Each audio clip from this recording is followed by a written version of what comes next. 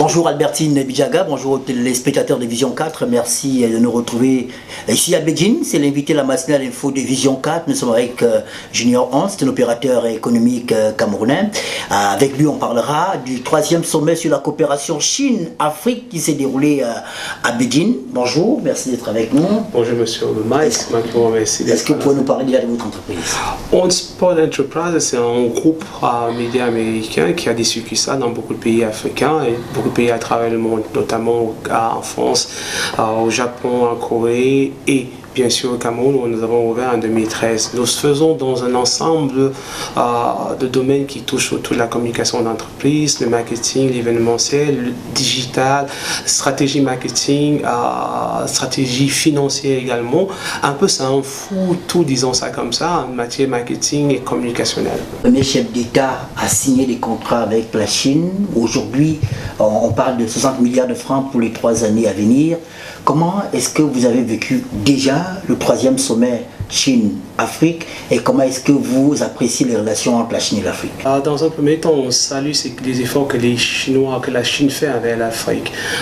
Il faut comprendre qu'il y a une certaine balance actuellement entre la puissance de l'ex, les Européens et les Américains, qui cherchent à influencer les politiques africaines. Et avoir un mastodonte comme la Chine, de se mettre autre là comme un protecteur de l'Afrique, c'est quelque chose d'assez bien pour les pays en voie de développement, qui sont la plupart des pays africains.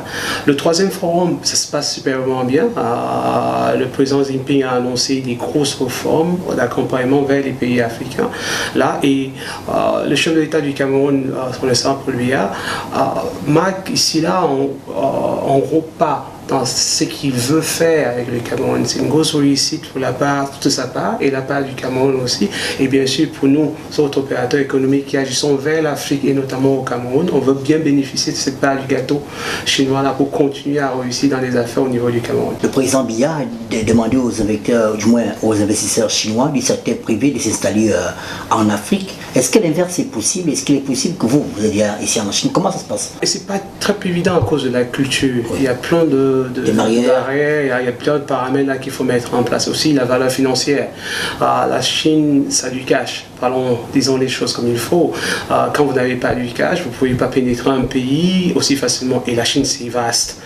C'est très vaste, mais par contre au niveau dans l'invest, ce n'est pas trop ça. Nous sommes encore en Afrique un pays, un continent de consommateurs. On ne produit pas ici là. Et par contre les Chinois c'est un peu plus la vente. Les Chinois ont besoin de la matière première. Cependant, on peut mettre en place des mécanismes dans le sens inverse où, en échange de la matière première, on pénètre également les pays. Il y a d'autres pays africains qui le font déjà et qui le font assez bien. Vous avez vu par rapport à la clôture, à la cérémonie de clôture, qu'il y avait un brassage culturel qui était là. Donc, on avait dit que les Chinois sont ouverts à accepter aussi les Africains avec tout ce qu'ils apportent, mais il faut seulement connaître le modèle économique un peu. D'où une stratégie économique du win-win, comme ils ont dit eux-mêmes, pour que ça marche aussi dans un sens ou dans l'autre. Comment est-ce que vous avez apprécié la participation du Cameroun au sommet de Beijing? Il faut dire au départ que le président Paul Biya, c'est un leader, c'est un patriarche, c'est un ancien. Un peu son intelligence et sa vision des choses, pas seulement sur la place du Cameroun, mais sur la place de l'Afrique, est importante pour ses pairs et les Chinois aussi, là aussi.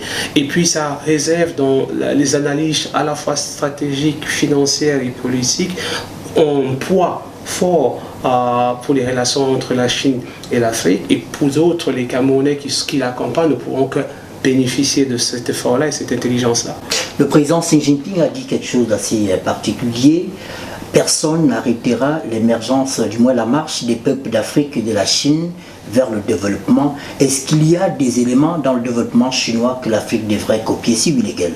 La persévérance, le savoir-faire, la compréhension de l'autre. Il ne faut pas seulement embrasser une technologie pour l'embrasser, il faut qu'elle soit calquée au modèle de chaque pays.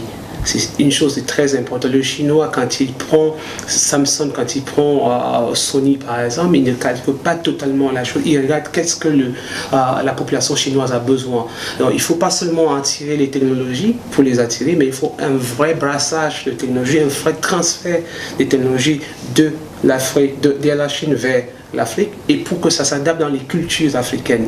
Il ne faut pas oublier une chose, nous avons une façon africaine de réfléchir, d'approcher les choses et qui n'est pas toujours pareil par rapport à la Chine. Les Chinois, ils ont réussi en comprenant ce qu'ils ont besoin et maintenant ils ont pris ce qu'ils n'avaient pas pour composer un tout et pour faire une puissance. Mais est-ce qu'il y a un message pour les Africains qui ont pour modèle l'Afrique et au-delà des jeunes Africains qui entreprennent, qui créent des start-up et qui souhaiteraient peut-être avoir des entreprises florissantes comme la vôtre? Oui, et je pense que le message ici, c'est imiter, copier, mais en gardant sa propre identité. Son originalité. Absolument. Parce qu'il ne faut pas courir après la technologie et puis à la fin on oublie les basiques même de la technologie. Aujourd'hui, vous ne pouvez pas vous retrouver en train d'utiliser un téléphone 3e génération quand vous ne connaissez pas encore comment la première génération a été montée. Donc il faut commencer par là. Prenez la base, composer avec la base, identifier la base sur votre culture. À ce moment-là, vous pourrez courir avec le monde. Ne courez pas à la vitesse du monde. Si vous le faites, vous cassez la figure assez vite. On n'a pas suffisamment ces moyens-là pour le faire. On est encore, comme je disais avant, un continent de consommateurs dans la plupart des cas. Alors, si on est consommateur, il faudra qu'on s'adapte un petit peu. Passons au moins à la semi-consommation où on produit un peu, où on produit quelque chose pour pouvoir à la fin le consommer. Et c'est ça un petit peu le message. On va vous remercier, à moins que vous n'ayez autre chose à ajouter.